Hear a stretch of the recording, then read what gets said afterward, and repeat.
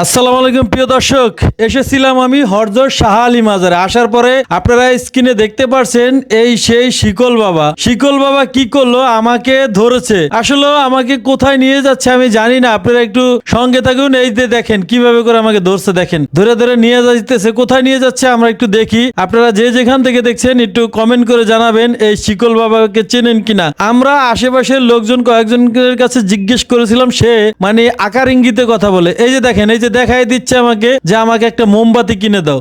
দেখেন কেমন করতেছে, মানে আমি জিজ্ঞেস করলাম কি করবে। এখন এই যে দেখাচ্ছে মোমবাতি, বড় মোমবাতি আমি জ্বালাবো। মোমবাতি জ্বালাইলে কি হবে সেটা কিন্তু বলতেছে না, আমি জ্বালাবো, মোমবাতি জ্বালাবো, তুমি মোমবাতি কিনে দাও। মানে উনি আমাকে আকার ইঙ্গিতে বলতেছে। আমি জিজ্ঞেস করলাম কথা বলতে পারেন না, কিন্তু সে সেইভাবে বলতেছে না, সেখানে ওইভাবে দেখাচ্ছে।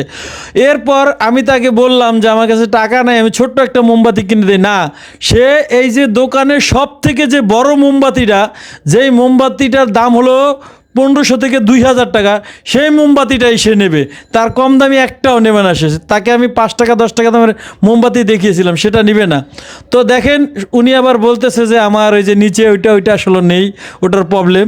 তো আসলে কি সেটা আপনারা একটু কমেন্ট করে জানাবেন। এই যে দেখেন বারবার কিন্তু উনি দেখাইতেছে এই প্রবলেম। আমি জানি না আসলে ওনার কি প্রবলেম, আপনারা চিনে থাকলে একটু কমেন্ট করে জানাবেন।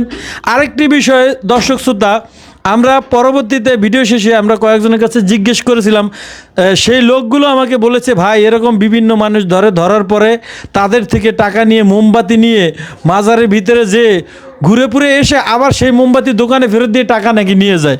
তাহলে এটা আমি বুঝলাম যে ও নাকি আবার কথাও বলতে পারে। অনেকে কিন্তু বলেছে যে ও কথা বলতে পারে।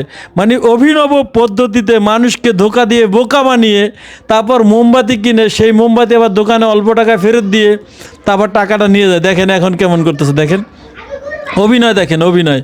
এই যে দেখেন কত সুন্দর করে অভিনয় করে, দেখেন মানে কি দেখাচ্ছে। এই যে দেখেন কত বড় বড় যে এই শিকল দিয়ে দেখেন শুয়ে পড়লো। এটা কোনো কথা? এই হলো অবস্থা।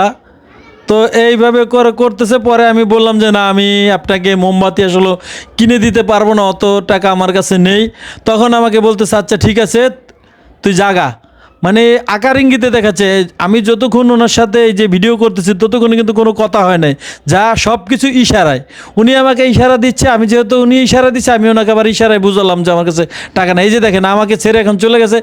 এই যে দেখেন যে একজন ভদ্র মহিলা, তাকে সে ধরেছে, ধরে বলতেছে যে দে টাকা দে, আমি মোমবাতি কিনবো, মোমবাতি জ্বালাম। ওই যে দেখেন যে তার কাছে করতেছে। আর আমরা একটু দেখি যে আসলে সে কি করে।